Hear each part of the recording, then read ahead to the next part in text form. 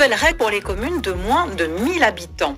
Parité, scrutin de liste, fin du panachage, des changements majeurs qui ont été votés par les parlementaires il y a quelques semaines, mais qui continuent de diviser.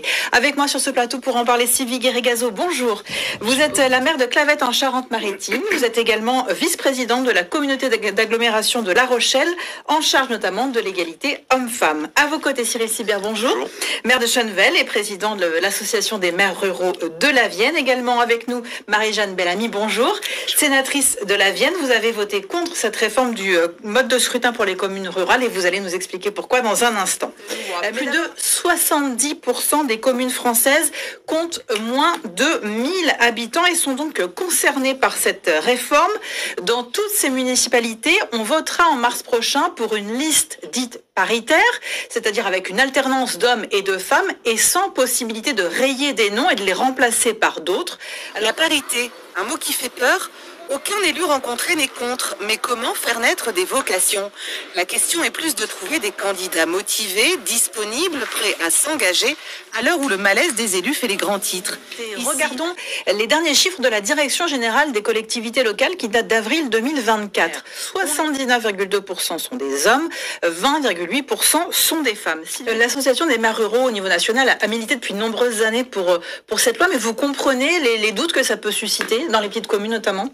Moi, je peux comprendre les doutes, bien sûr. Alors, ce n'est pas seulement l'association des maires ruraux de France qui militait, puisque ça fait 10 ans, plus de 10 ans que ce soit aussi bien l'association des maires de France, l'AMF, la MRF, également l'association des intercommunalités de France qui demandait que cette loi soit enfin appliquée. Et pour moi et pour nous, en fait, surtout, c'est un sentiment d'égalité.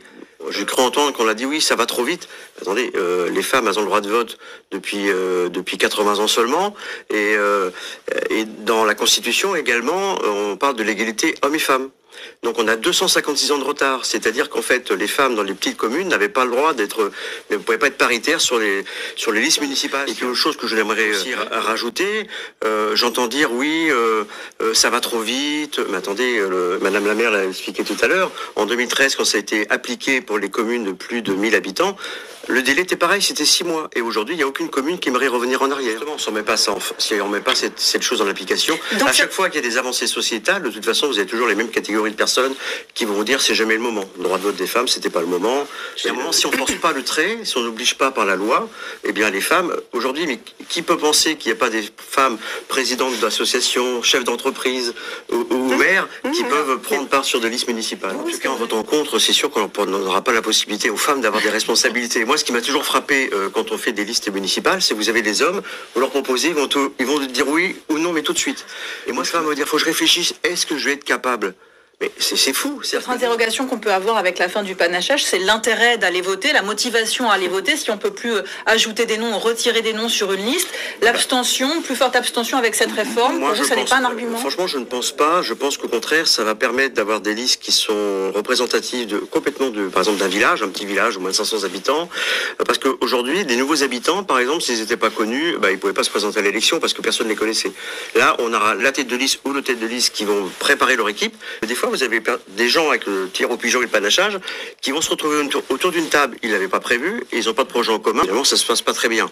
Donc au contraire, je pense que ça va permettre d'avoir une équité supplémentaire. Autre argument des détracteurs de cette réforme électorale, c'est de dire que un certain nombre de communes ne seront donc pas en mesure de présenter des listes complètes et pourraient être amenées à devoir fusionner sous la contrainte. Est-ce que c'est un argument qui est recevable? Qui tient pas le route, parce que c'est un mode de scrutin, le même nombre de conseillers. Vous savez, quand on veut tuer le chien, on dit qu'il a la rage. On va trouver tous les arguments pour se donner bonne conscience. Mais il y a un moment, je sais très bien, il va y avoir une vraie égalité. Il y en a un petit peu marre aussi dans notre pays. On le voit au moment des élections nationales, où il y a les extrêmes qui font un score très important dans la ruralité. Pourquoi les électeurs, les habitants de la ruralité n'ont pas le droit d'avoir le même scrutin que dans les grandes villes? Les arguments ne tiennent pas. Quand on a plus de 1000 habitants, aujourd'hui, on arrive très bien à fonctionner, à présenter une liste complète, comme dans les grandes villes. Alors, au contraire, je pense que c'est important qu'on puisse avoir un mode de scrutin qui soit homogène et que tous les Français s'y retrouvent. Si on regarde les élections départementales, si aujourd'hui vous avez 50% de femmes dans les départements, c'est parce qu'il y a eu la parité. Avant, comment ça se passait? Vous avez monsieur qui était candidat et qui était suppléante. Donc il a bien fallu changer les choses. Et c'est parce qu'on a changé les choses qu'aujourd'hui il y a la 50% de parité dans le département, et c'est tant mieux. Quand on demande aux maires sortants quelles sont leurs intentions pour 2006, donc pour les prochaines municipales, 41,7% affirment qu'ils seront candidats, 30% sont indécis et 28,2% font déjà savoir qu'ils ne seront pas candidats. Et quand on leur demande pourquoi ils renoncent, ou en tout cas pourquoi ils hésitent encore, les raisons qui reviennent de plus souvent, c'est les difficultés de gestion avec le manque de ressources financières et fiscales pour les communes, les indemnités insuffisantes, mais aussi le sentiment d'insécurité, de surexposition face au comportement des citoyens. Quel sujet il faudrait avancer en priorité sur cette question du statut? Pour le statut de l'élu, vous savez, on a besoin de 500 000 candidats aux prochaines élections municipales. C'est pas rien, 500 000 candidats. On dit tout à chaque fois, oui, on aura du mal à trouver, mais je pense que alors le Sénat, évidemment, c'est très bien. Ils ont fait une proposition qui est un peu légère, mais qui a le mérite d'exister, c'est très bien. Il faudrait que le gouvernement et les députés puissent le porter pour qu'il y ait une amélioration également de ce texte de loi. Vous savez, aujourd'hui, quand on travaille, par exemple, dans le privé, simplement quand on travaille et qu'on a des mandats, c'est extrêmement compliqué. On a besoin de disponibilité, on a besoin de ce qu'on appelle les crédits d'heures. Moi, j'aime bien expliquer, pour que ce soit plus simple pour les auditeurs, un peu comme les délégués syndicaux, qui ont vraiment des heures de mise à disposition.